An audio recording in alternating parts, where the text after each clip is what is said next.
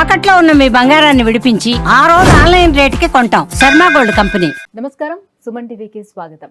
2025 ఫిబ్రవరి మాసం ద్వాదశ రాశుల వారికి గ్రహ సంచారానుసారం ఏ రకంగా ఉండిపోతుంది, ఆయా రాశుల వారికి ఎటువంటి పరిహారాలను పాటించుకోవాలి, ఈ అంశాన్ని తెలియజేసేందుకు మనతో పాటు ఉన్నారు ప్రముఖ జ్యోతిష మరియు వాస్తువేదిక నిపుణురాలు, దేవి ఉపాసకురాలు శ్రీమతి జయప్రద గారు.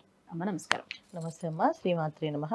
అమ్మ, ద్వాదశ రాశుల వారికి ఎలా ఉండబోతుంది ఫిబ్రవరి మాసం అంతా అని తెలుసుకునే ముందుగా గ్రహాల సంచారం ఎలా ఉంది, ఎలాంటి ఫలితాలను అందిస్తున్నాయో తెలియజేయండి. సో వచ్చే మాసం ఫిబ్రవరి మాసంలో అంటే ఏంటంటే మనకి మాఘమాసం సూర్య భగవాన్ ఒక మాసం అనమాట.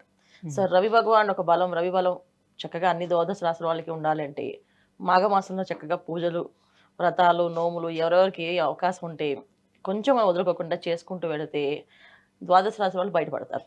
ఎందుకంటే కొన్ని రాశులకి మంచి ఫలితాలు ఉన్నాయి, కొన్ని రాశులకి కాస్త మిశ్రమ ఫలితాలు ఉన్నాయి. సో ఈ మిశ్రమ ఫలితాలు ఉన్నవాళ్ళు, మంచి ఫలితాలు ఉన్నవాళ్ళు ఏ ఒక్కరోజు వదలకుండా చక్కగా ఈ మాసం అంతా, మాఘమాసం అంతా కొన మొదటి రోజు పాడ్యం నుంచి ప్రారంభమై అమావాస్య వరకు చాలా విశేషమైన రోజు అనమాట. సో ఏ రోజు ఏం చేసినా విశేషమే. అంటే మాఘమాసంలో ఆదివారాలు విశేషాలు, పౌర్ణమి విశేషం, అలాగని శనివారాలు, సోమవారాలు, మంగళవారాలు, బుధవారాలు అన్ని కూడా విశేషమైన రోజులే. ఏ రోజు ఏమేమి చేయాలి, చక్కగా ఏ కుదురుతారుగా ఎక్కువ చారిటీ డొనేషన్స్ చేసుకుంటూ వెళితే చాలా మంచి ఫలితాలు కనిపిస్తున్నాయి. అయితే ఈ ఫిబ్రవరి మాసంలో ఎవరెవరికి బాగున్నాయి, ఎవరికి బాగాలేదని ముందుకంటే గోచారంలో ఎవరెవరు ఏ గ్రహాలు ఎక్కడెక్కడ ఉన్నాయో చూద్దాం. వృషభ రాశిలో గురువు, మిథున రాశిలో కుజుడు, తర్వాత కన్యా రాశిలో కేతు ఉన్నారు, తర్వాత మనకి కుంభరాశిలో శని భగవానుడు, మకర రాశిలో రవి బుధులు, మీనరాశి రాహు శుక్రుడు.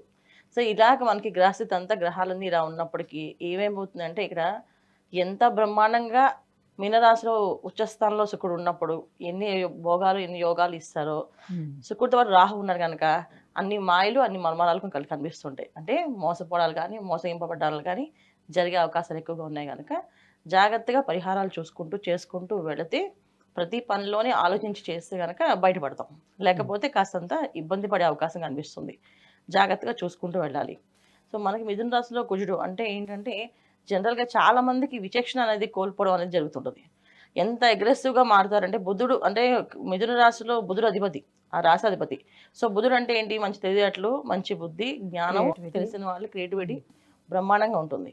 అయితే ఇక్కడ కుజుడు రావడం వల్ల ఏంటంటే క్రియేటివిటీ, ఆలోచనలు అన్నీ కొంచెం ఎక్స్ట్రాడినరీగా పెరుగుతాయి. అయిపోవాలి, ఇప్పుడు అయిపోవాలి మరి అంటే విచక్షణ కోల్పోతారు. విచక్షణ అనేది కోల్పోయి వాళ్ళు చేయాల్సిన పని నాకు ఇప్పుడు కావాల్సింది, ఇప్పుడు అవ్వాల్సింది అని చెప్పి కొన్ని ప్రమాదాలకి, కొంత మనుషుల తత్వాలకి మారడానికి కారణము ఇదంతా కూడా కుజుడు కారకుడు కనుక. ఎన్ని రోజుల వరకు ఉంటాడు మేడం కుజుడు? చాలా రోజులు ఉంటారు. ఫిబ్రవరి మాసం అంతా మిథున రాశిలోనే ఉంటున్నాడు ఆయన.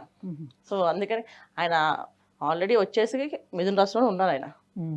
జనవరి 20 నుంచి మారిపోయి మిథున రాశిలో ఉంటున్నారు ఆయన.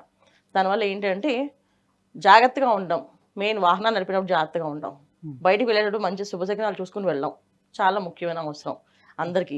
ద్వాదశ రాశులు అందరికీ కూడా ఈ జాగ్రత్తగా చూసుకుంటూ ఆచితూచి వెళ్తూ ఉంటే ఏ ఒక్కరికి ఏ ప్రమాదం జరగకుండా క్షేమంగా ఇంటికి వస్తుంటారు. ఇది చూసుకోవాల్సింది. అమ్మ, కుంభరాశి వారికి ఫిబ్రవరి మాసం మరి ఎలా ఉండబోతుంది? వీళ్ళు కూడా ఏలినాటి శనిలో ఉన్నారు కాబట్టి సో ఈ మాసంలోనే ఏవైనా వీళ్ళకి అనుకూలించే గ్రహాలు ఉన్నాయా? తప్పకుండా.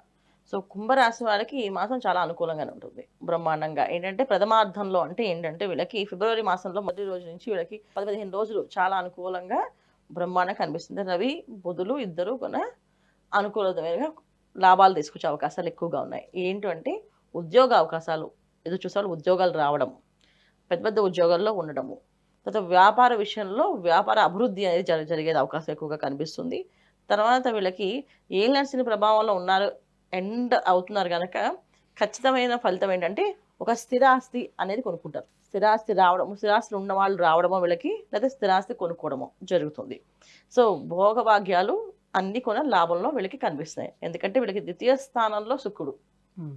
సో అందువల్ల ఏంటంటే ప్రతి విషయంలో, ప్రతి పనిలో కాస్త శుభాలు, శుభకార్యాలు, శుభానికి సంబంధించే విషయాలు, శుభవార్తలు మాత్రమే వింటారు. అంటే సంతాన భాగ్యం కానీ, వైవాహిక జీవితంలో ఆనందం కానీ, తర్వాత వివాహం అవ్వడం కానీ, శుభకార్యాల్లో పాల్గొనడం కానీ, శుభకార్యాలు జరిపించే అవకాశం కానీ వచ్చే అవకాశం ఎక్కువగా కనిపిస్తుంది.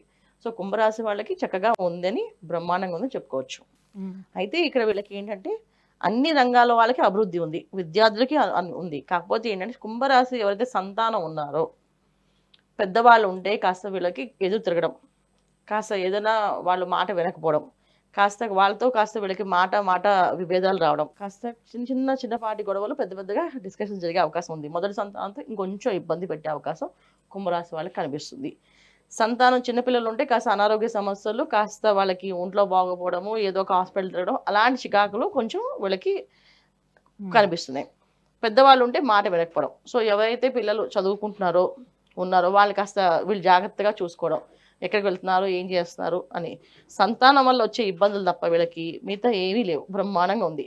సంతానం వల్ల వచ్చే ఇబ్బందులు అంటే ఏంటంటే పిల్లల్ని అబ్జర్వేషన్ చేయడము, వాళ్ళు ఎలా ఉన్నారు ఏంటి చేయడం, లేదా కొంతమంది మాట పెరగడం. పెద్దవాళ్ళు ఉంటే కాస్త ఏదో కొంచెం చిన్న పోట్లాట్లు, చిన్న మనస్పర్ధలు, చిన్న వాటి గొడవలు, ఇవి తప్ప ఇంకేం లేవు. బ్రహ్మాండంగా బాగుంది కుంభరాశి వాళ్ళకి. ఇంకా మరి ఏ దైవారాధన చేసుకోవాలి, ఎలాంటి పరిహారాలను వాళ్ళు పాటించుకోవాలి? తప్పకుండా వీళ్ళు ఏంటంటే హనుమాన్ చాలీసా చదవాలి ఎక్కువగా. ఎందుకంటే శని భగవానుడు వీళ్ళని వదిలేసి వెళ్ళిపోతున్నా సరే ఇక్కడ ఏంటంటే రాహు వస్తాడు ఆ ప్లేస్లోకి.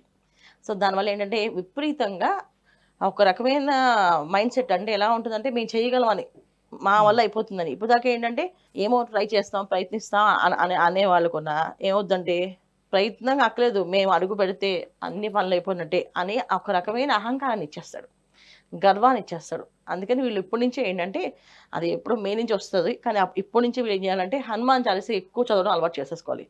పొద్దున్న లేచి స్నానం చేసాం అప్పటి నుంచి హనుమాన్ చాలీసా చదవడమే.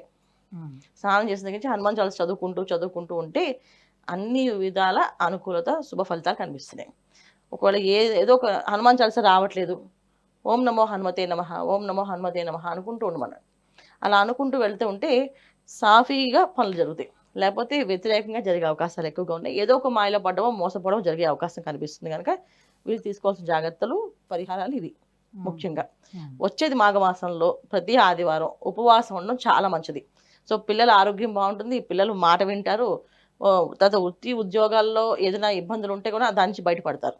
సో ఆదివారాలు చక్కగా సూర్య భగవానికి అన్న పరమాణంతో నైవేద్యం పెట్టి, సో ఆ పరమాణాన్ని తీసుకోవడం, ఆదివారం ఉపవాసం, రాత్రికి ఏమి తినకుండా పలహారం తీసుకొని నిద్రపోవడం, ఉండగలిగితే మొత్తానికి ఏమి తినకుండా 6 తర్వాత ఏమి తినకుండా ఉండటం, చాలా చాలా మంచి ఫలితాలు కనిపిస్తాయి వీళ్ళకి.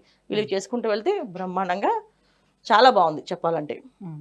అమ్మ, కుంభరాశి వారికి ఫిబ్రవరి మాసం ఎలా ఉండిపోతుందన్న అంశాన్ని తెలియజేసినందుకు ధన్యవాదాలు. నమస్తే అమ్మ. శ్రీమాత్రే నమః.